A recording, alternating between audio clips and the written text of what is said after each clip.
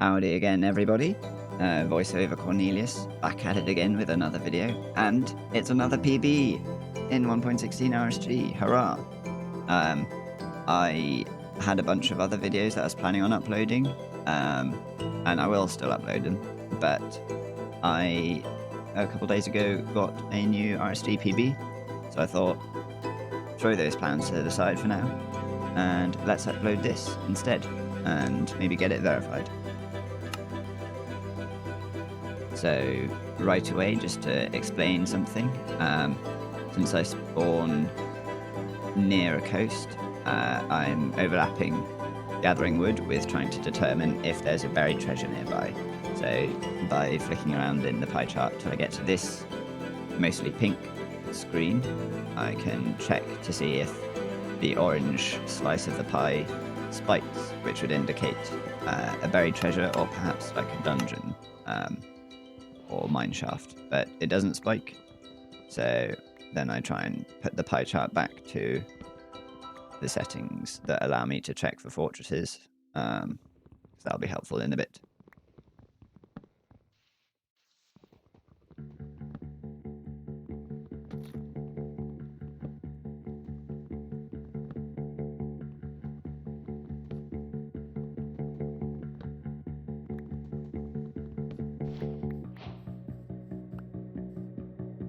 Why I have my F3 screen still open is because I learnt fairly recently that shipwrecks actually spawn predictably. So the chunk coordinates, which I'll try and draw attention to,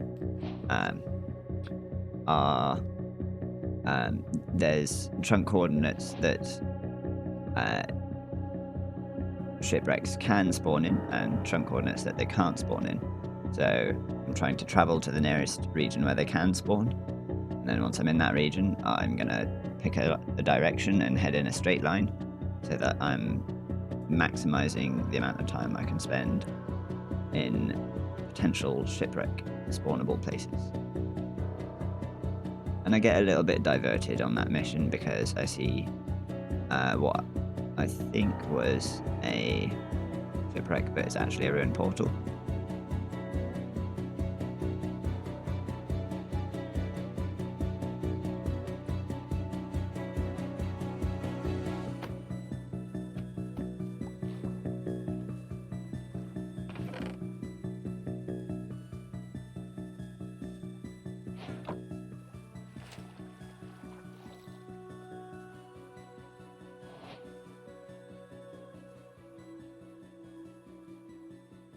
And while I could get dolphins to help me travel faster than I am in this boat, I prefer to stick to the boat just because when I'm using dolphins, it's a lot harder for me to spot shipwrecks.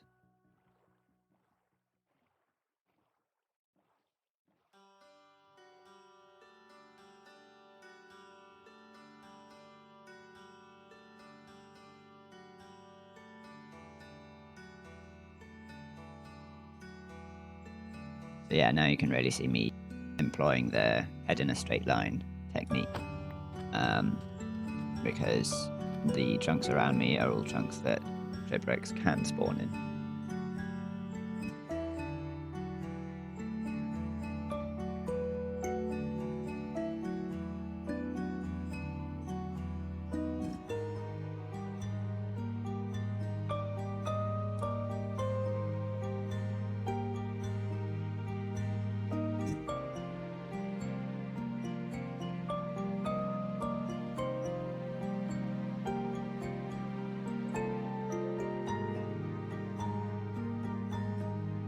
And we've got another ruined portal.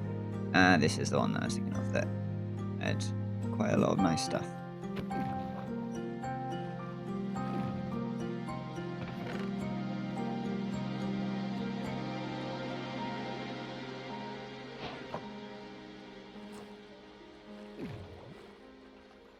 I think because I've got the gold armor and the gold axe, I continue playing the seed where normally I'd probably have reset by now because we're 4.5 minutes in and I haven't even seen a shipwreck yet.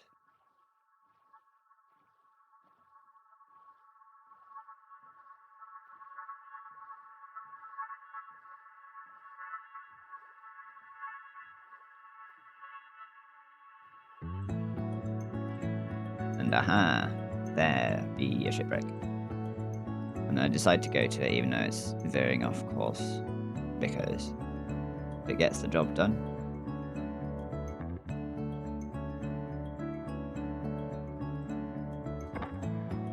And I'm checking to see, are any of these ravines usable, and kelp on the surface indicates that it would be, and that ravine is. So I'll be heading back there shortly.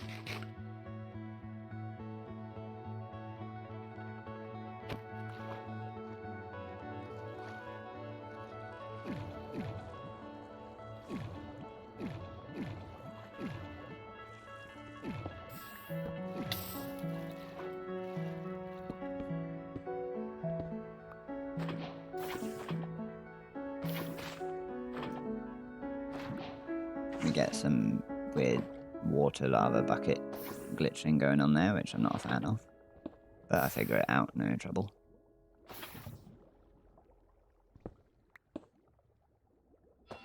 And we're in at 7 minutes, which is quite slow, like really quite slow for an ocean overworld.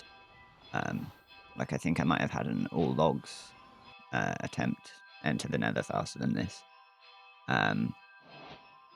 But I've got my iron pick, I've got my gold armor, and this is, despite being quite slow, still much faster than my previous PB, nether enter.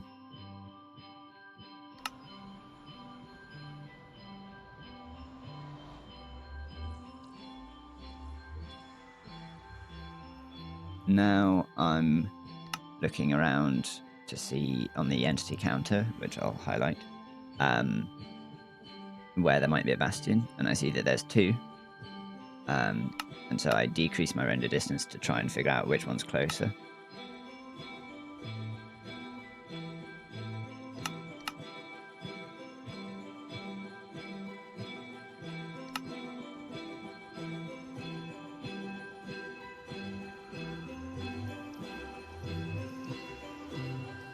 And since they're both fairly close, I decide to have a look at terrain, and I see that the second one in the not northeast, I forget which direction, is very lava lake-ish. So I decide probably not going to go for that one. We'll go for the one I spotted first in the northeast.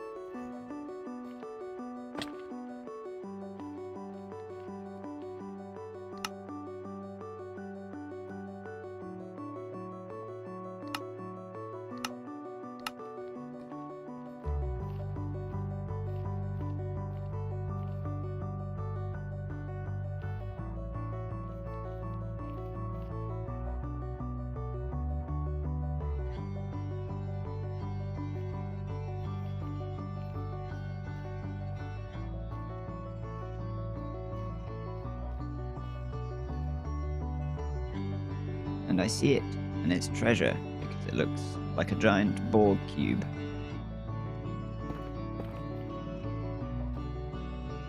I see that it's going to be a hassle trying to get to it. Unless this terrain opens up. Ooh, that's foreshadowing.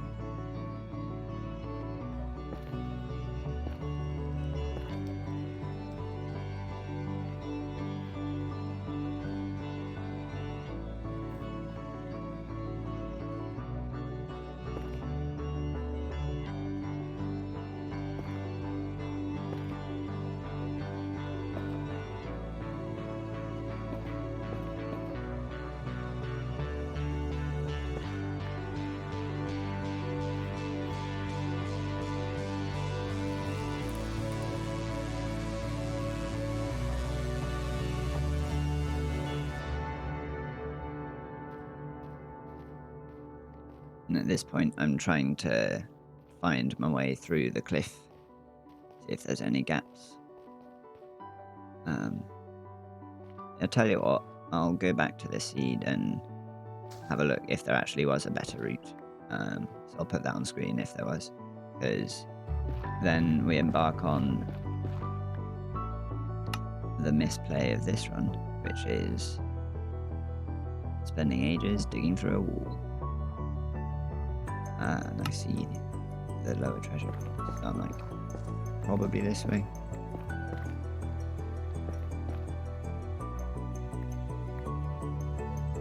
And I see it flash on the screen briefly. So I'm like, surely it's this way.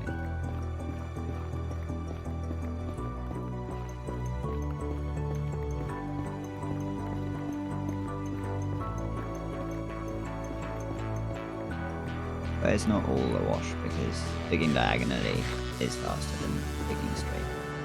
And so I'm doing this now.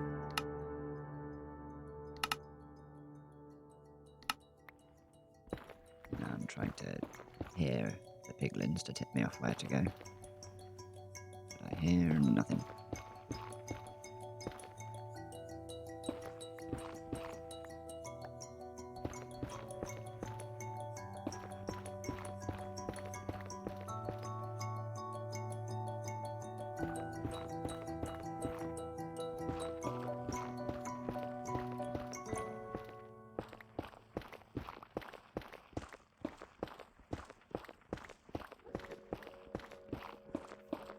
And there I accidentally see it through a wall.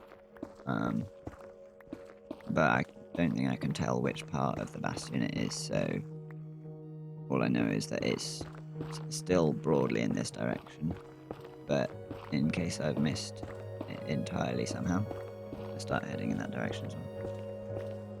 And here I definitely should have got into a crawling position again,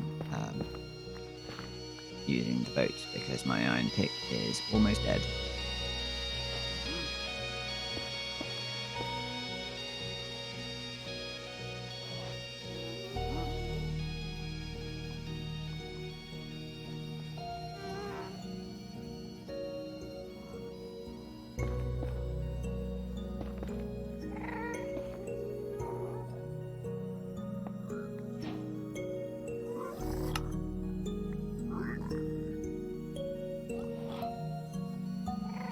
And this whole routine could definitely have been faster.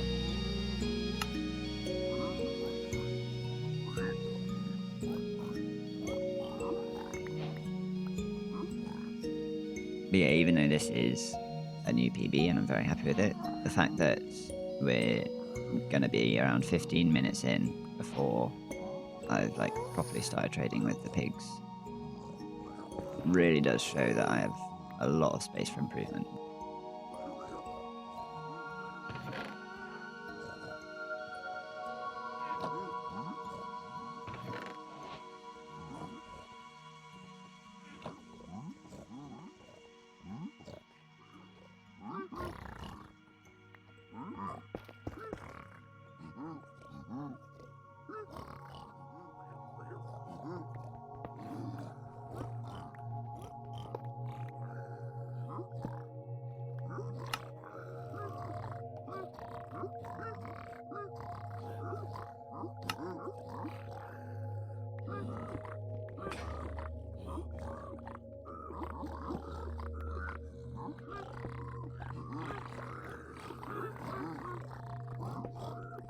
And because I took so long crafting an iron pick there, I've actually got all the piglins from the other side come over, which is nice. Means I don't have to dawdle in a second.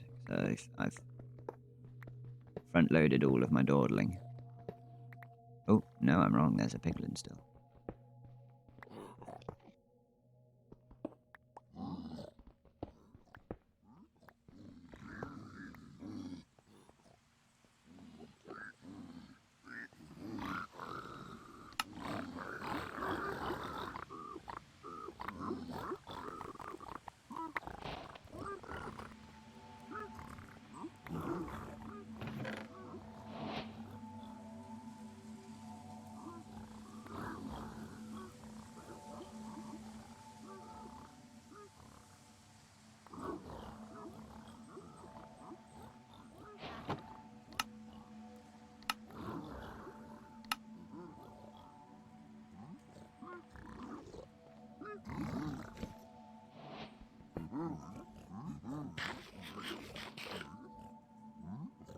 And at this point, if I tried to pyrite, the magma cube spawner that's in the lower treasure rampart would make it no good. So I'm heading down there now to destroy that spawner so that I can pyrite for the fortress.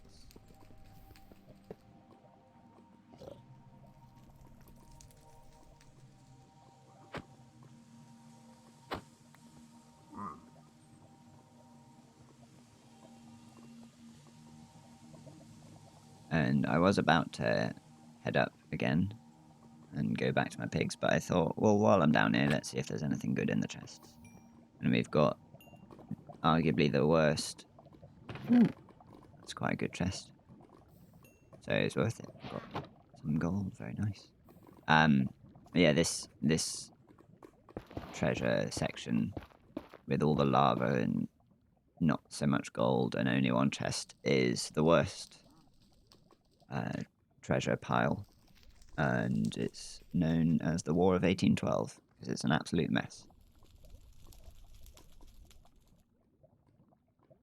And so I see that the fortress isn't too far away, and also, quite nicely, sometimes when destroying the magma cube spawner, the game doesn't realize you've destroyed it, and so you have to close the game and relog so that it realizes. But thankfully that doesn't happen here, so finding out where the stronghold, the fortress is quite straightforward, which is nice.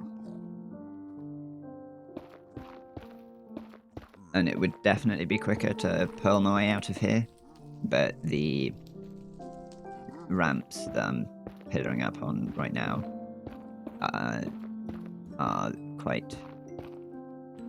aren't very sticky outy, so I know that when I try and pearl up, generally there's quite a high chance of me dying, and with ramps like these, which don't stick out much at all, there's a very high chance of me dying. So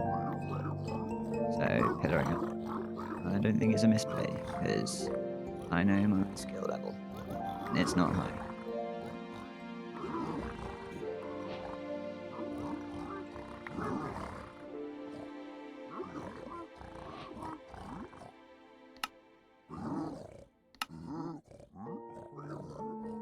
I suppose what's rather nice about using up an entire iron pickaxe digging through the wall is I've got a reliable source of netherrack, which is much more convenient than gravel, for example, because I can not only pillar up but also bridge across with it. So I've got plenty of good block options, which is very nice.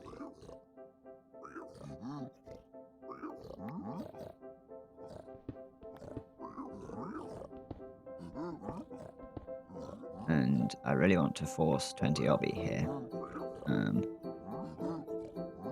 There's definitely a more efficient way of doing this. So I go down to get the backup gold in a sec. I probably should have done that sooner. So they could be trading now. This is a very slow bastion split. So yeah, room for improvement, I always say.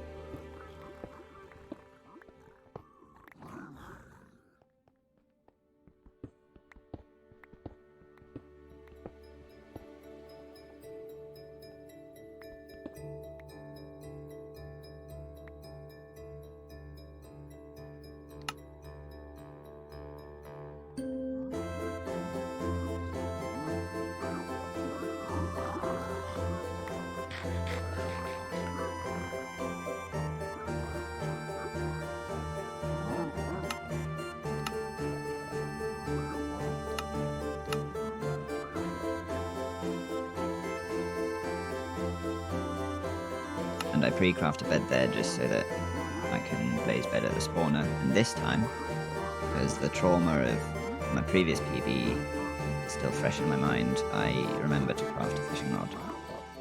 So, as you'll see, I end up using neither. What? A surprising twist of events.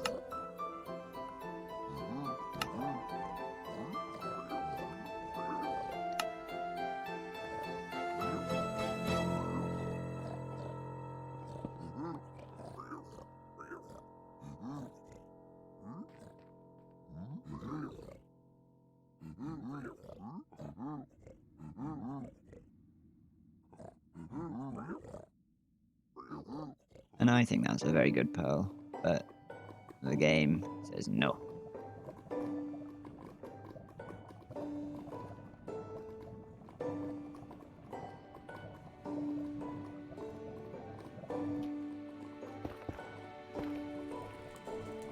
And the fortress is here. I was taken by surprise at how close it was, because I guess I'm just very used to the run dying when I'm looking for the fortress. Now that's quite a nice place.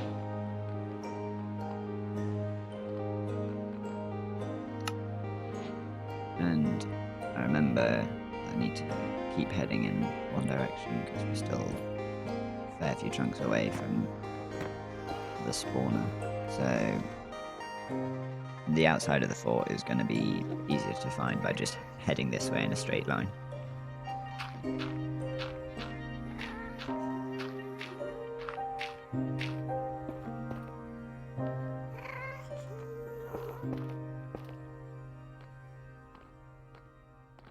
So even though this looks a bit scuffed, I end up being right. And there she be. Some more mushrooms. I don't really eat mushrooms, I just think they're neat. I like to hold them in my inventory. They make the place feel a bit more homely. And so begins the fight. What have I learned? Ooh, hitting the blazes towards the spawner rather than out into the middle of the air. What an amazing idea. And at this point you may notice I'm on 1 heart. I noticed this. But unlike me, you may also have realised I have loads of food. I've got golden apples. One. That would do the job. I could eat that and then just enjoy the rest of the blaze fight, because I get a lot of regen from that. Yet somehow I don't notice it. And I think it's time to death reset.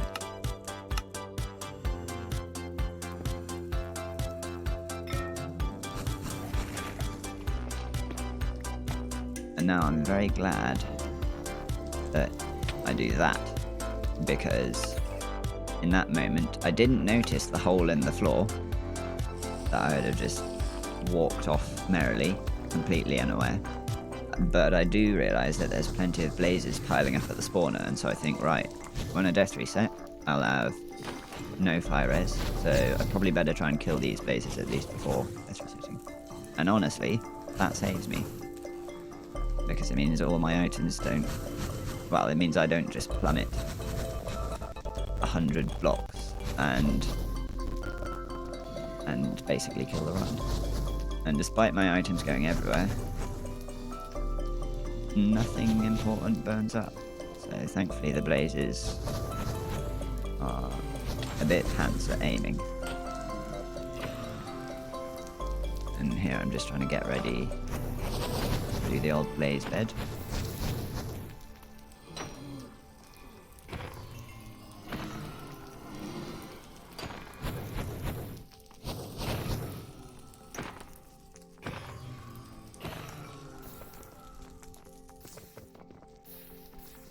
And at this point we've had so many blazes pile up that I don't really need to blaze bed. I've taken such a while dilly-dallying with my inventory. So that's nice. I think we get very nice blaze rates. I'll put on screen what the rates are. I haven't been paying attention. And so despite a terribly slow Bastion split, we're out of here. At this point, I pause just to check the good coordinates for blinding in the second ring. And I see that I'm basically there, which is nice. Oh, or do I? Am I? Yeah, I'm trying to get another blaze to spawn for some reason. That's kind of weird. But I do, and I stop messing around.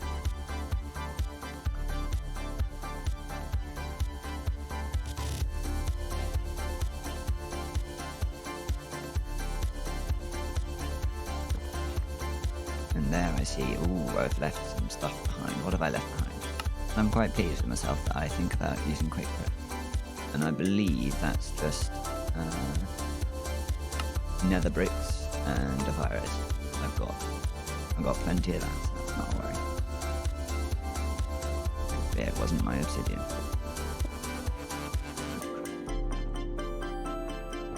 Or I would cry.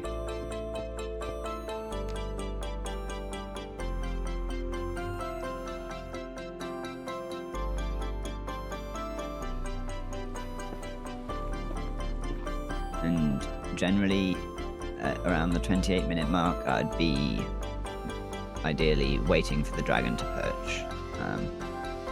But a PB is a PB. And somehow this is still on plus, because I forced plenty obby.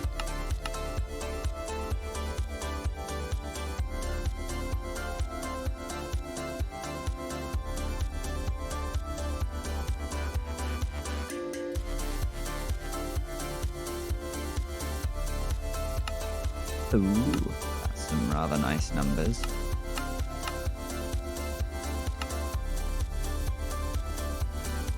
I suppose this is the part of the run that really saves time. The fact that the fortress is very close to the bastion, comparatively, it's only 2 pearls, and then the fact that from where I was at the blaze spawner, the stronghold is not very far away at all. That's honestly what rescues the run.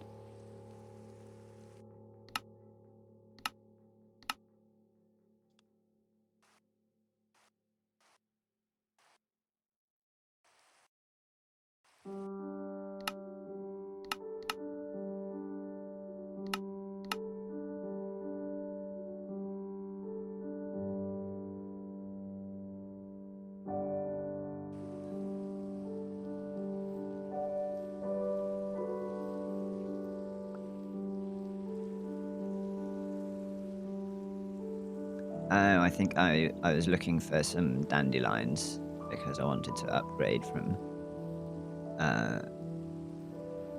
mushroom stew to suspicious stew. And I don't see any, so I give up. And only now have I seen that there was actually some just on the other side of the portal. That's alright. We've got like 20 mushroom soups, so we should be good.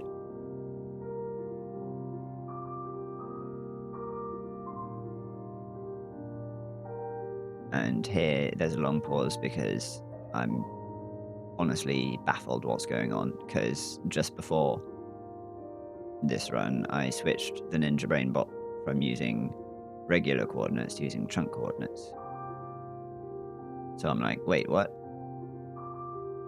But I figure it out in the end.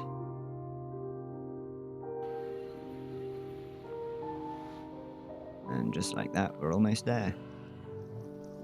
Isn't that nice?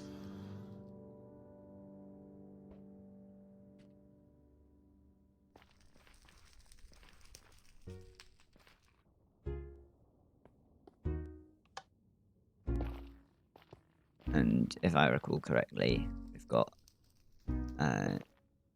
Daniel Rosenthal's cover, I guess you'd say, of Pachelbel's Cannon, which is kind of a weird flex, but okay.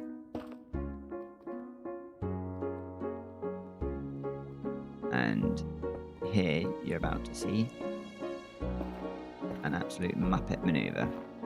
I was in the right spot at minus 200 in the nether, and I go, nah, let's go to minus 201 in the nether. That feels more me, you know? And so unfortunately I don't spawn in the stronghold. I spawn one chunk away on the surface. So it's not a terrible mistake, but it does cost me about 50 seconds.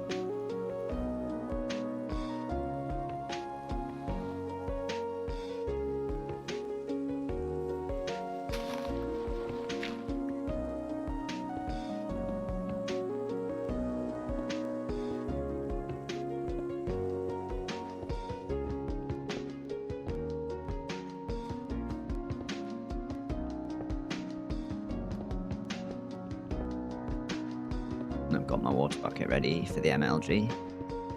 Can I pull it off this time? Oh, wow. Now that's what I call character growth.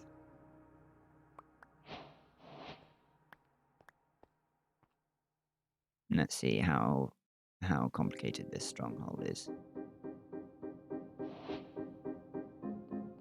We're one room away from the starter staircase. We're 2 rooms away from the starter staircase. We're 3 rooms away. Oh, what's this? I see it. It's a very nice stronghold, very uncomplicated, which I like. And I get some bread to have with my 38,000 mushroom soups.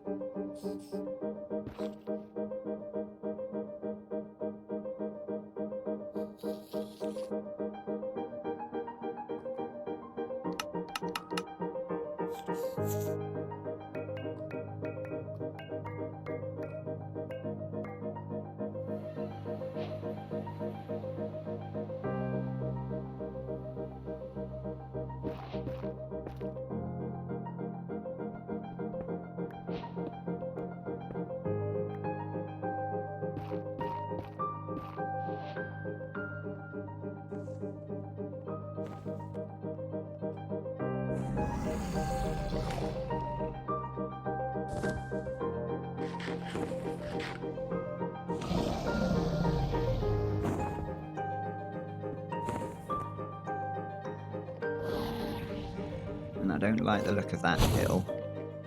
Probably gonna get in the way. But I head this way anyway.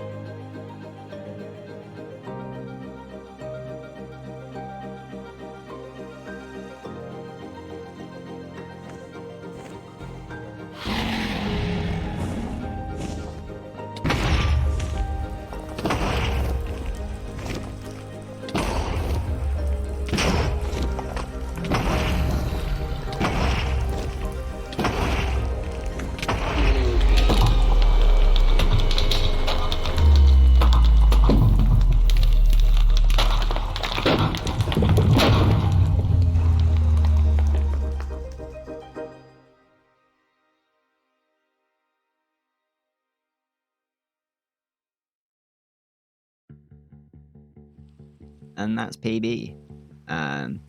You'll see that I used all my beds. I would say the first and third bed I was basically just using to try and shove the dragon higher up in the air because I was terrified that it was gonna get too low and finish doing the perch. So I'd call that 6 bed plus 2, which is rubbish, but it gets the job done. I didn't miss the perch, miraculously.